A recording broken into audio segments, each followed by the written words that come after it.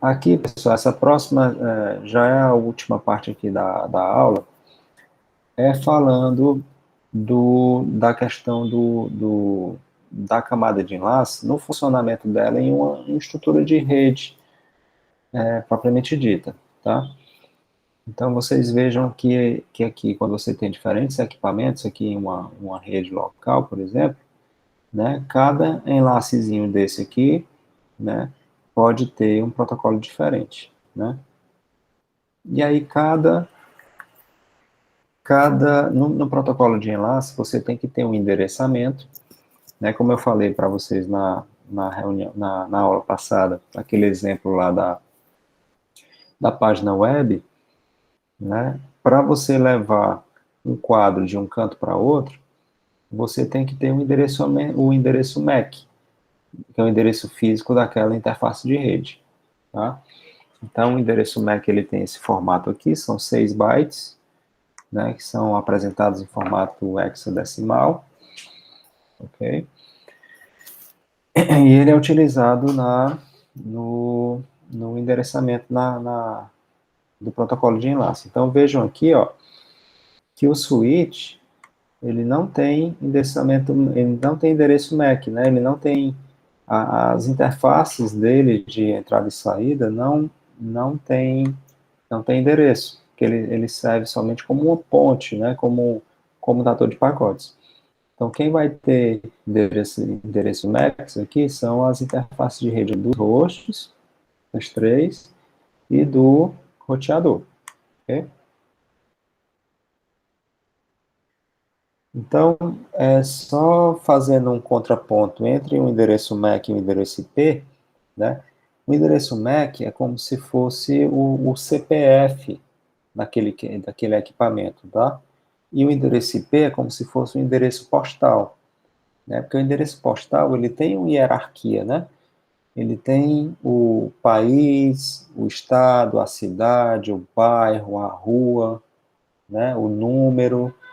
Então, vejam que tem diferentes informações do endereço que tem um nível de hierarquia, né?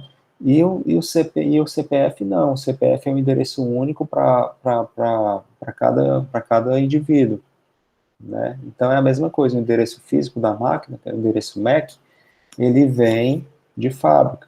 Quando você compra um equipamento, ele já vem definido o endereço MAC dele. Enquanto que o endereço IP é um endereço dinâmico, né? Dependendo de onde você está localizado, né? Você tem um endereço IP diferente.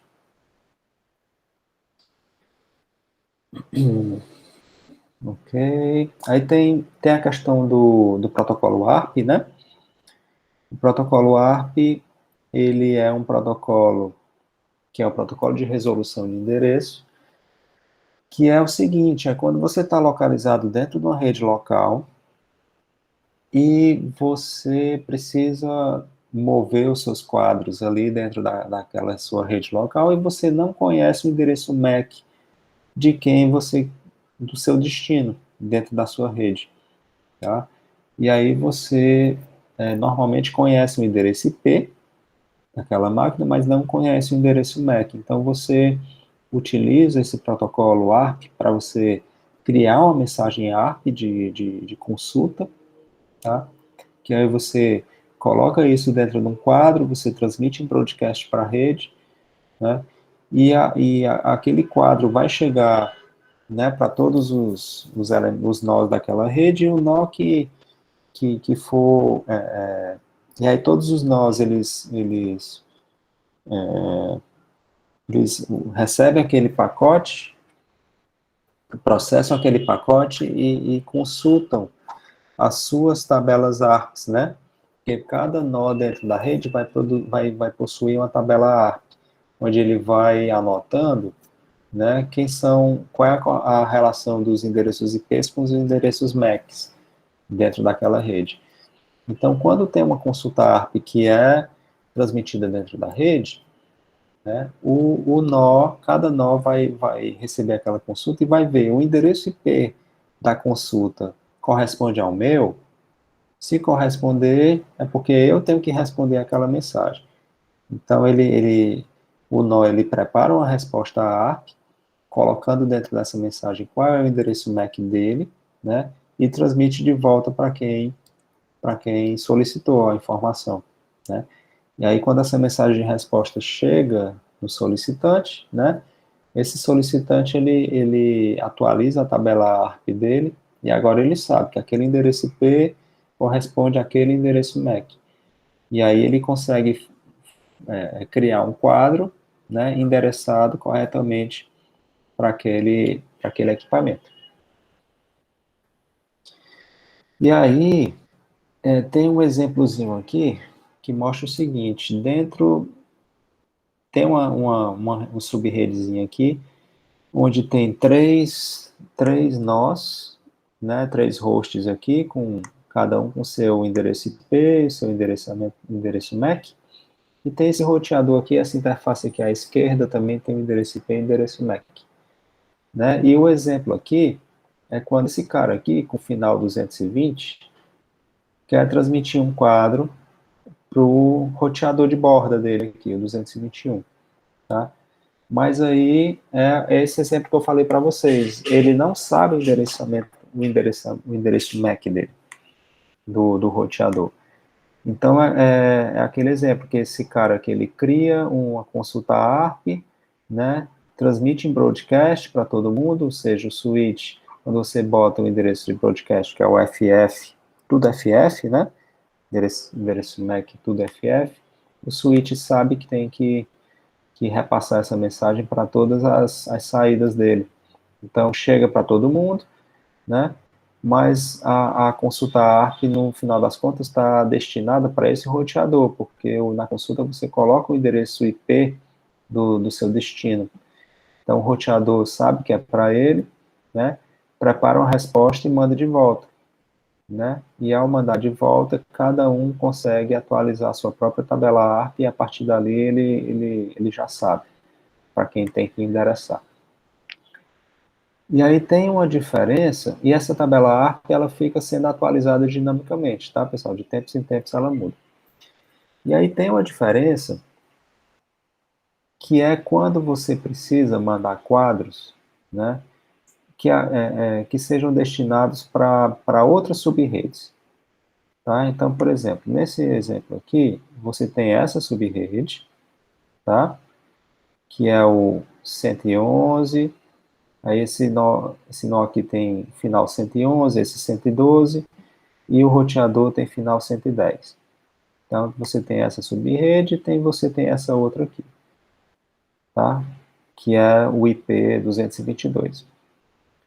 Então, a pergunta é, como o host com endereço IP 111, 111, 111, 111 consegue enviar o datagrama IP para o host 222? Tá? Então, esse cara aqui quer enviar um datagrama IP para esse cara aqui. Então, como é que ele vai fazer isso? Se eles estão em redes diferentes, né? E a subrede desse cara aqui é diferente da subrede deles. Então, ele vai fazer isso, primeiro, ele pode até saber o endereço IP, tá? Ele pode, quando esse nó 111 aqui, ele for criar o pacote IP dele, ele coloca o IP de destino mesmo, coloca o IP do 222.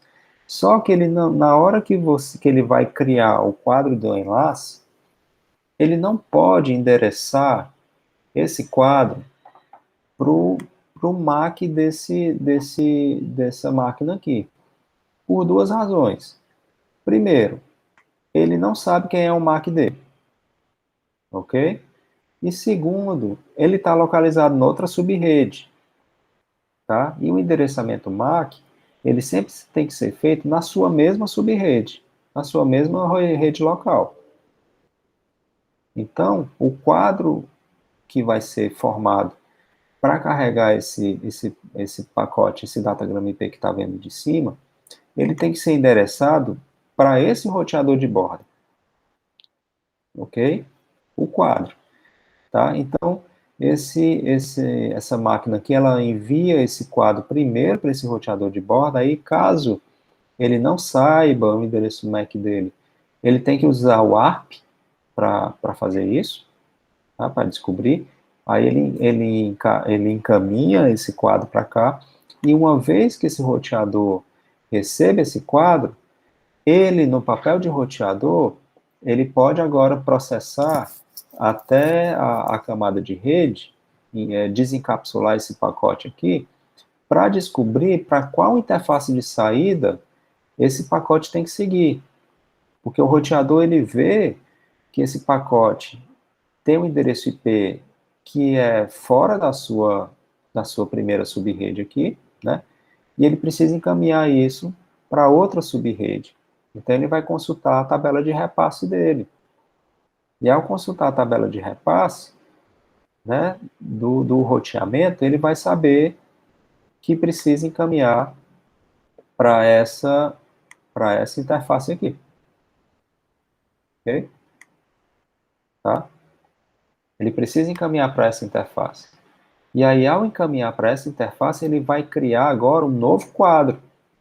Ele vai pegar o conteúdo daquele pacote IP, mas vai encapsular isso agora num outro quadro para poder encaminhar para o destino correto, certo?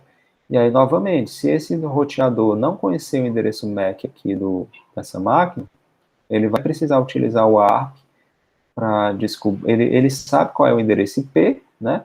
Porque ele acabou de processar essa informação, ele sabe o endereço IP de destino, mas pode ser que ele não conheça o endereço MAC. Se ele não conseguir, ele vai ter que fazer aquela consulta ARP de novo para descobrir. E aí sim ele consegue criar o quadro e transmitir para cá. Ok? Então vejam que foi quebrado em duas etapas, né? Esse cara aqui, ele não tinha condições de acessar diretamente esse outro. Eles estavam em sub-redes diferentes. Então tem que ser passo a passo. Primeiro esse trecho, né? Para depois fazer o outro trecho. E quem está no meio do caminho aqui é esse roteador que vai fazer esse repasse aí. Certo? E aí, pessoal, aqui depois é falando da questão do Ethernet. Deixa eu ver se tem mais alguma coisa aqui para comentar para vocês. Aqui é falando da questão a diferença do switch e do roteador, né? O switch, do jeito que ele está mostrado aqui, ele é um computador de pacotes da camada de enlace, então veja que ele processa somente as duas primeiras camadas, física e enlace, enquanto que o roteador é um computador de pacotes de camada de rede, né? Ele processa três camadas, física, enlace e rede, né? Mas é verdade, então isso é uma forma mais didática de apresentar essa diferença de switch e de roteador, mas quando vocês forem trabalhar na prática, né, com isso, vocês vão ver que existem equipamentos que são switches de camada 3, ou são switches gerenciáveis, tá?